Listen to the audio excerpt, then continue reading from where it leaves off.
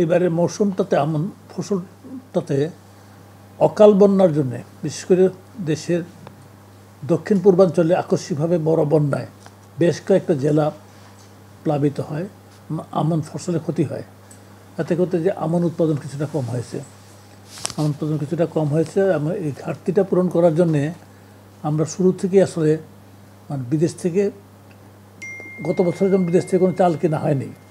চালটা আমাদের খাদ্যশস্যের মধ্যে দুইটাই, চাল গমের মধ্যে যদি বলেন, চালটা আমাদের প্রায় স্বয়ংসম্পূর্ণ আছে, কিন্তু এতে বন্যাবাই যেতে হলে আমাদের আমদানি করতে হয়। গত বছর আমদানি করতে হয়নি, কিন্তু এই বছরে আকস্মিকভাবে এই সরকারের সূচনাতেই দেখা গেল যে এই বন্যার জন্য ফসলের ক্ষয়ক্ষতি হয়েছে, চাল আমদানির প্রয়োজন দেখা যায়। তখন আমরা সরকারিভাবে চাল আমদানির জন্য আমরা সকল ব্যবস্থা নিয়েছি, বেসরকারিভাবেও চাল আমদানি করার জন্যে উৎসাহিত করেছি। এবং সরকারের তরফ থেকে এখানে যে প্রণোদনাগুলি দেওয়া হয়েছে, এতে সকল ধরনের শুল্ক কর প্রত্যাহার করা হয়েছে। আগে চাল আমদানির জন্য শুল্ক কর ছিল, এটা প্রত্যাহার করা হয়েছে। এবং বেসরকারি উদ্যোক্তাদেরকেও, যারা ব্যবসায়ী যারা আছেন তাদেরকেও করা হচ্ছে, তাদেরকে আপনার দেওয়া হচ্ছে আর কি, উৎসাহিত করা হচ্ছে যাতে তারা আমদানি করেন। তা আমদানি কার্যক্রম চলছে।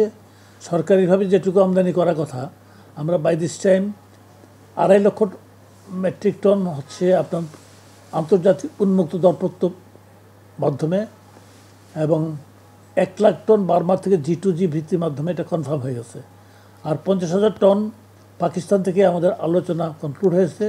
তো আমরা এটা ক্যাবিনেট, যেটা পারচেজ কমিটি যেটা আছে, সেটা আগামী মিটিং আমরা সেটা নিয়ে যাব। এবং আরও একটা 50,000 টনের দরপত্র সম্ভবত আগামীকাল, বোধহয় 9 তারিখ কবে আছে, আগামীকাল সম্ভবত, আগামীকাল বোধহয় 9 তারিখে বোধহয় ড্রপ হওয়ার কথা আছে। এতে করতে গিয়ে আবার এই মাসে আমরা আশা করছি মিয়ানমারের 1 লাখ টন চাল, কারণ আন্তর্জাতিক দরপত্রের মাধ্যমে যে আমরা যে চালের যে অর্ডার করেছি তার মধ্যে থেকে অন্ততপক্ষে 75,000 টন চাল এবার এই মাসে 1,75,000 টন আসবে। তখন সরকারি গুদামে যখন মজুদ বাড়ে, তখন কিন্তু আমরা পাবলিক ডিস্ট্রিবিউশন সিস্টেম যেটা আছে, ওএমএস বলেন বা বিভিন্ন ইয়েতে বলেন, এটা দেওয়ার সক্ষমতা আমাদের বাড়ে। তখন বাজারের উপর চাপটা কমে যাবে, ক্রেতাদের চাপটা কমে যাবে।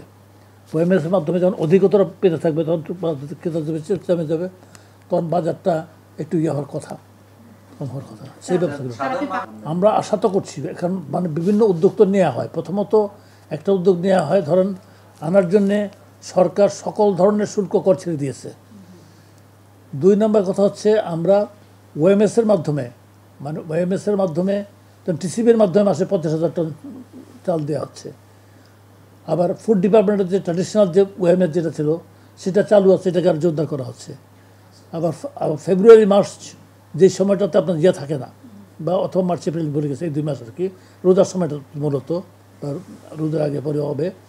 2 মাস হচ্ছে খাদ্য বান্ধব কর্মসূচি বলে একটা আছে, যেটা 30 কেজি চাল পায় 50 লক্ষ পরিবার, 50 লক্ষ দুস্থ পরিবার 30 কেজি করে চাল পায়। তো এতে পেলে এই 50 লক্ষ পরিবারকে তো বাজারে চাল কিনতে যেতে হবে না, তারা এটা পাবে 15 টাকা কেজি পাবে।